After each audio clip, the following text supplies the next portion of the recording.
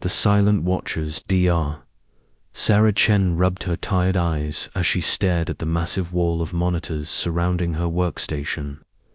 The lunar station Deep Space Array had been humanity's secret ear to the galaxy for over 30 years, hidden on the dark side of Earth's moon. Most people believed it was just another research facility, but Sarah knew better. She had spent the last 15 years listening to alien chatter, learning their languages, and mapping their civilizations. The night shift was usually quiet. Most alien transmissions followed predictable patterns. Trade negotiations between the Altarian Commerce Guild and the Rigel Mining Consortium. Scientific data exchanges from the Zephyrian Academy. Routine patrol reports from various planetary defense forces. Sarah had catalogued hundreds of alien species, each with their own unique communication methods and cultural quirks. But tonight was different. The primary receiver began picking up something that made Sarah's blood run cold. A signal so powerful it overwhelmed their most sensitive equipment. She quickly adjusted the filters and called her partner, Dr. James Liu, who was monitoring the secondary array.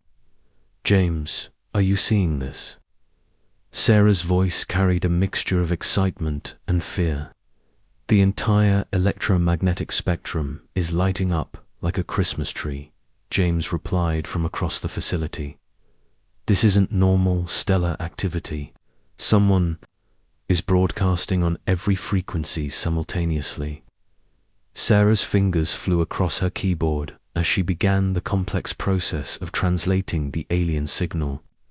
The message was encrypted using mathematical principles that no single species should have been able to develop. It was a joint effort, involving dozens of different alien civilizations working together. As the translation software processed the data, Sarah realized she was looking at the most significant discovery in human history. This wasn't just first contact. This was a desperate cry for help from an entire galaxy. The decoded message appeared on her screen in simple English. "Emergency broadcast to all sentient species. The Void Swarm has breached Sector 7. Repeat, the Void Swarm has breached Sector 7. All available military vessels report to coordinates 47.3 by 891.2 by 445.7 immediately. This is not a drill. Federation worlds are falling. We need everyone." Sarah's hands trembled as she read the message again. The Void Swarm was something she had heard whispered about in alien transmissions. Ancient mechanical entities that appeared from dark space every 1,000 years to consume entire star systems.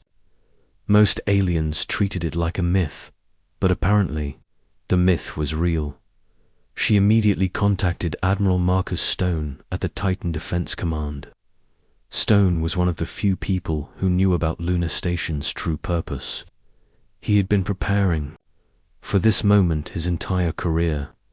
"Admiral, we have a code black situation," Sarah said when Stone's weathered face appeared on her secure communication screen. "The galaxy is under attack by something called the Void Swarm. Multiple alien civilizations are requesting immediate military assistance."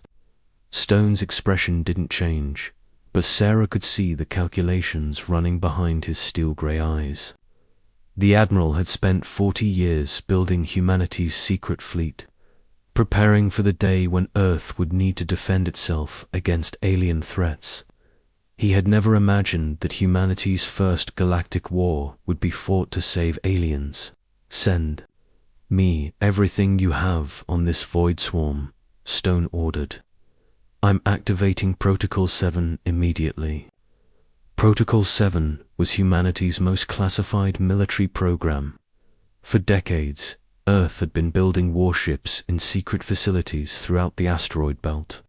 While the world focused on peaceful space exploration and colonization, a select A group of military engineers had been developing weapons designed to fight enemies they had never met.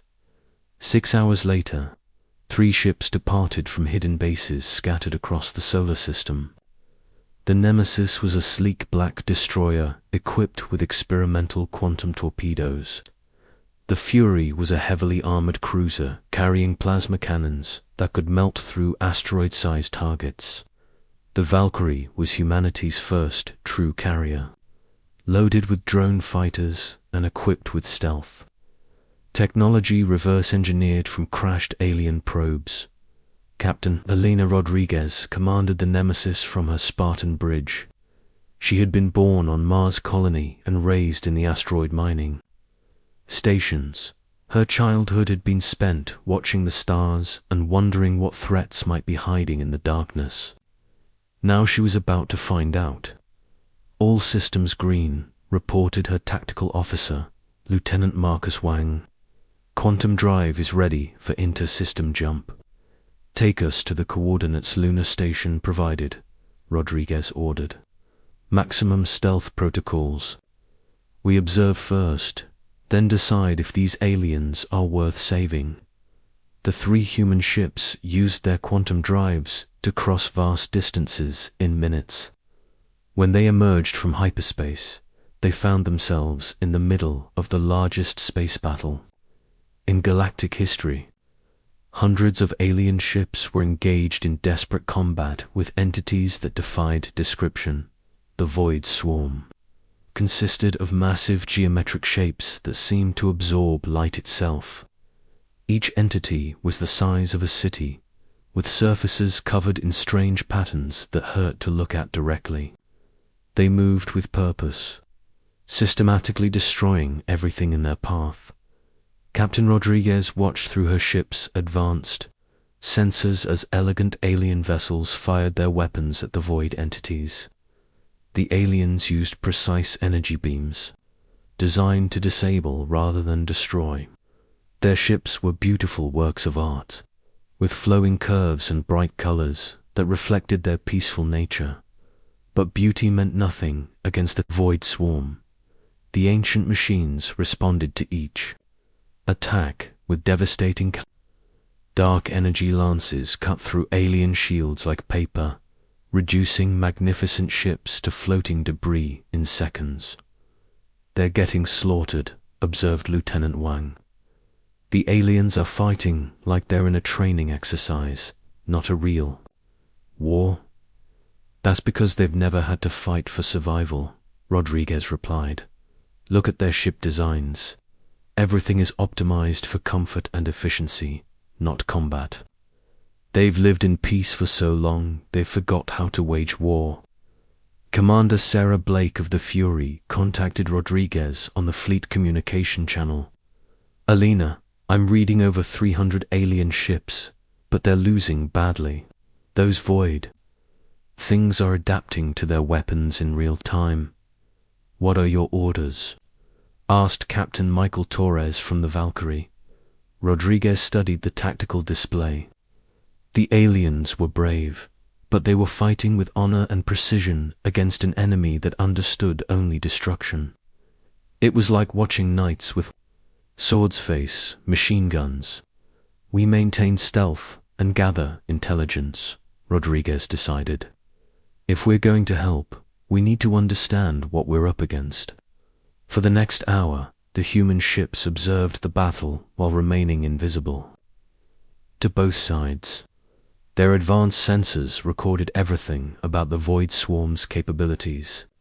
The entities were clearly artificial intelligences, but their technology was unlike anything in the human databases. The aliens fighting the swarm belonged to something called the Galactic Federation. Rodriguez counted at least 12 different species working together. The Zephyrians were tall and graceful with silver skin. The Altarians had blue scales and multiple arms. The Rigelians looked almost human, but with larger eyes and pale skin. All of them were dying. "Captain, I'm picking up a communication from the alien fleet," reported Communications Officer Lisa Park. "They're broadcasting on all frequencies again." Message was translated instantly by Lunar Station's algorithms. Federation command to all vessels. We cannot hold this position. All ships prepare for emergency jump to Zephyria Prime. We will make our final stand at the homeworld. Rodriguez watched as the surviving alien ships began retreating in formation. The void swarm followed, moving with mechanical precision. She realized that the battle she had just witnessed was only the beginning. The real war would be fought at the alien capital world. Signaled the fleet, Rodriguez ordered. We're following them to Zephyria Prime. Ma'am, our orders were to observe only, Lieutenant Wang reminded her. Our orders were to assess the situation and determine if these aliens are worth saving, Rodriguez corrected. I've seen enough. These beings are fighting to protect their families and their worlds. They're losing because they're too civilized to fight dirty. And we're not, Commander Blake added from the Fury. No, we're not, Rodriguez agreed. Set course for Zephyria Prime. It's time to show the galaxy what humans do when someone threatens innocent lives.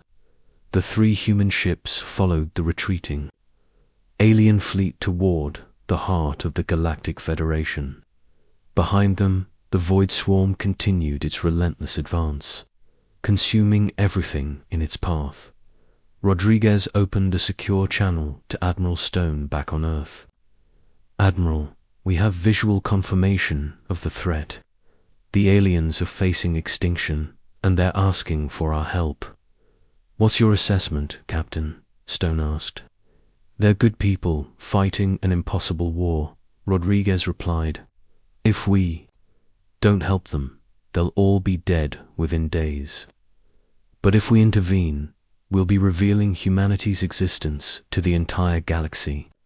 Stone was quiet for a long moment. Captain, I've spent my entire career preparing for alien contact. I always assumed we'd be the ones under attack. Use your judgment, but remember that whatever you do next will determine humanity's place in the galaxy. Rodriguez looked out at the stars ahead, where millions of alien lives hung in the balance. Understood, Admiral. Nemesis out. The 3 human ships continued toward Zephyria Prime, their crews preparing for humanity's first galactic war.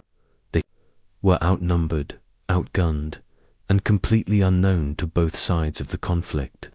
But they had something the peaceful aliens lacked: the knowledge of how to fight without honor, how to win at any cost, and how to turn their enemies' strengths into weaknesses.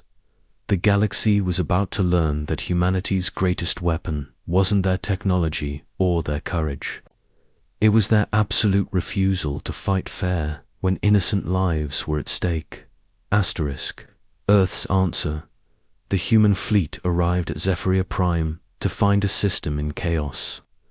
The planet was a jewel of blue and green, surrounded by orbital cities and defensive platforms.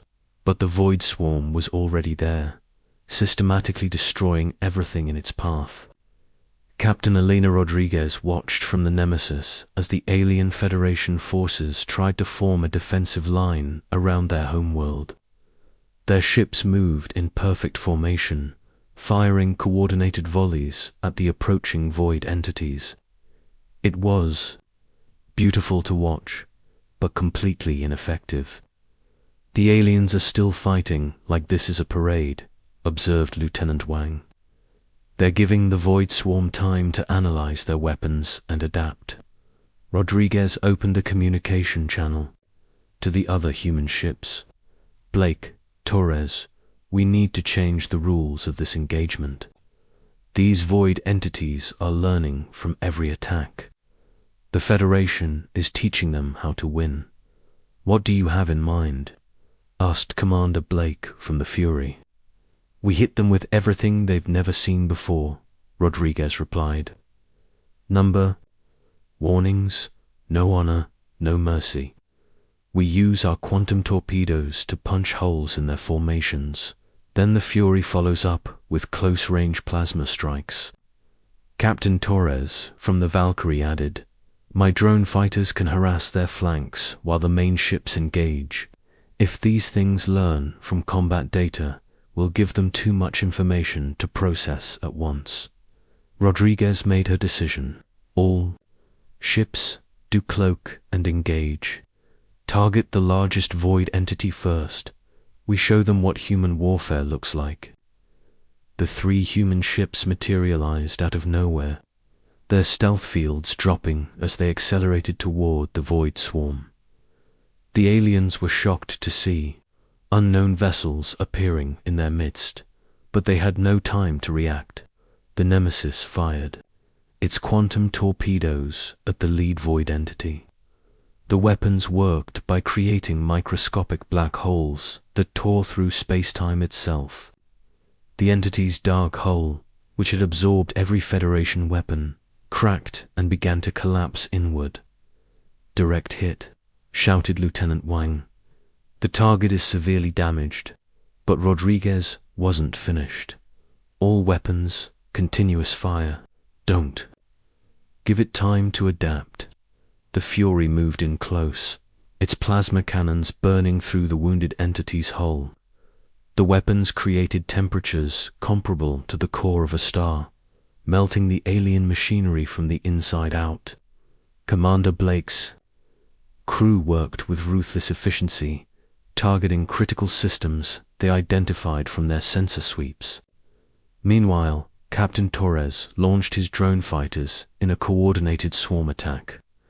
The small ships used hit-and-run tactics, striking at the void entity's sensor arrays and communication systems.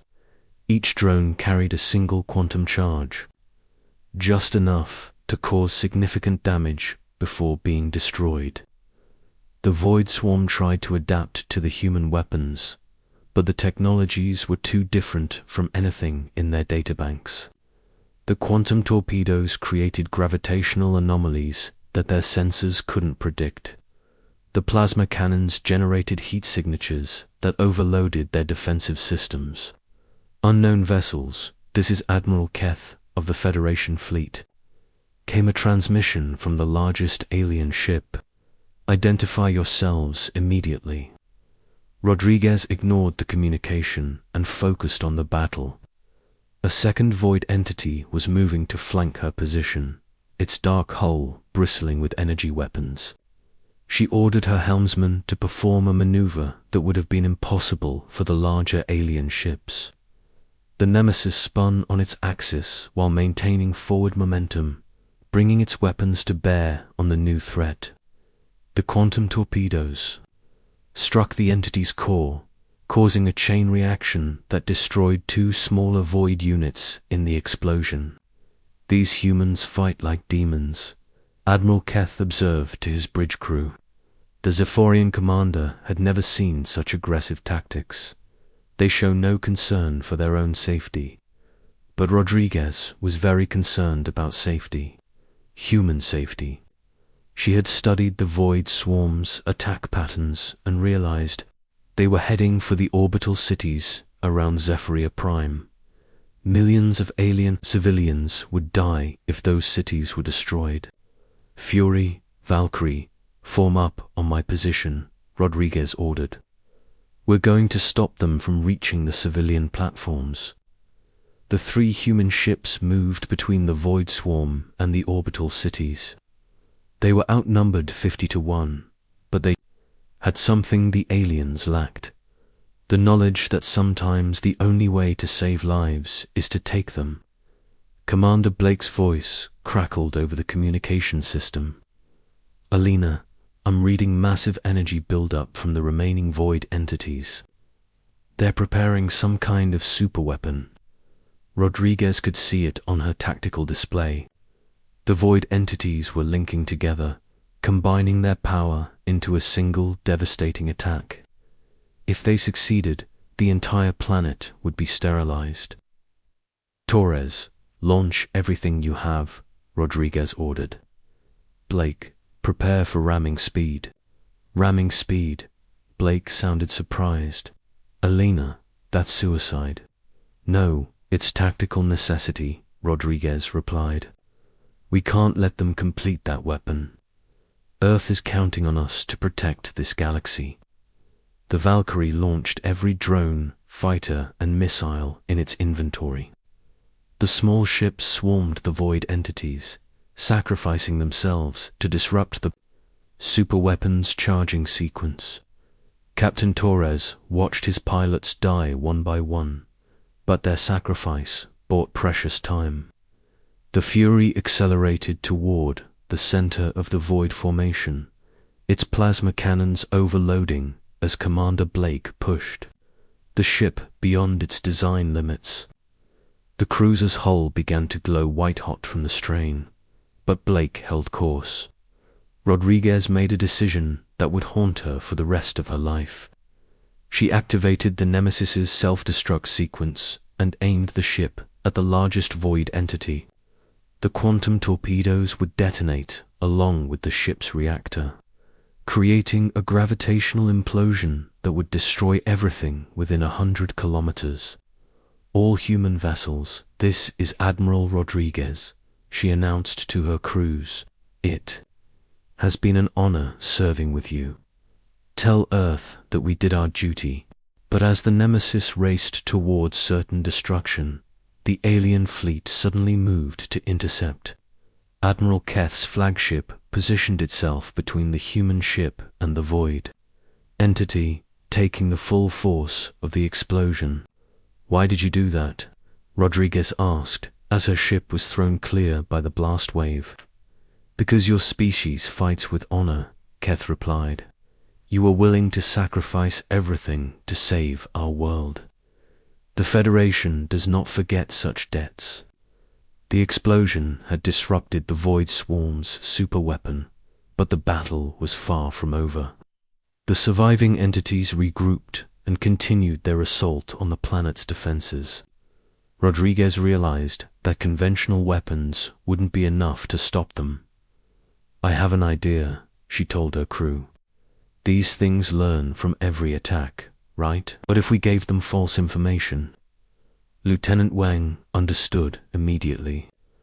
A technological virus. We make them think they're adapting to our weapons, but actually we're feeding them corrupted data. Exactly, can you do it? Give me 10 minutes and access to their communication network. Rodriguez opened a channel. To Admiral Keth. Admiral, we need you to establish a direct communication link with the void entities. Make them think you're surrendering. I will not surrender to these monsters, Keth replied. You're not surrendering, Rodriguez explained. You're giving us access to their systems. Trust me. Against his better judgment, Keth ordered his communications officer to establish a link with the Void Swarm. The entities immediately began downloading tactical data from the Federation ships, learning their weaknesses and adapting their weapons accordingly. But hidden in the data stream was Lieutenant Wang's virus.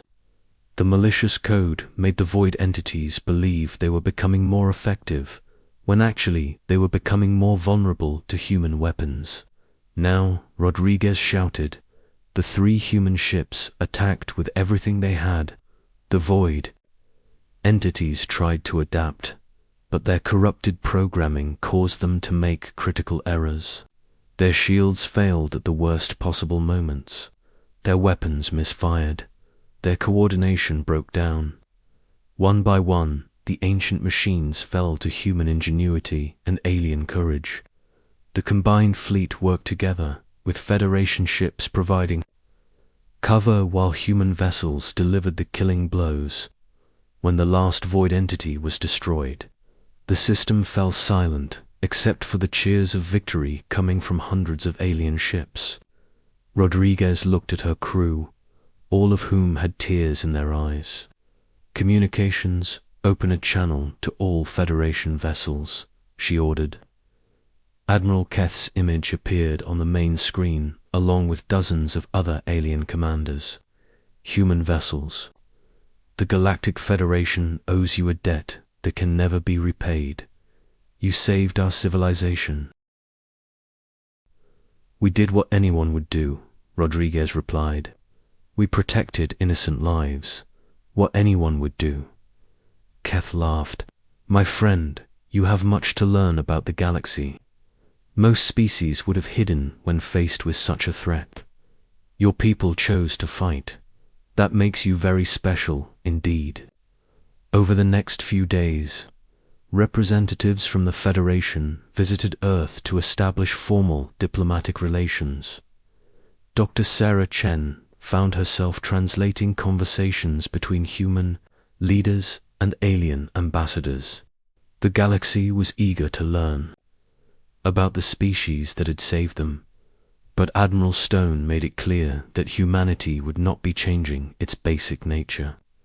We will share our technology and our friendship, he told the alien delegates, but we will not abandon our weapons or our warrior culture. The galaxy is a dangerous place, and someone needs to be ready to fight when diplomacy fails. The aliens agreed. They had learned that peace was only possible when good people were willing to do bad things to protect it.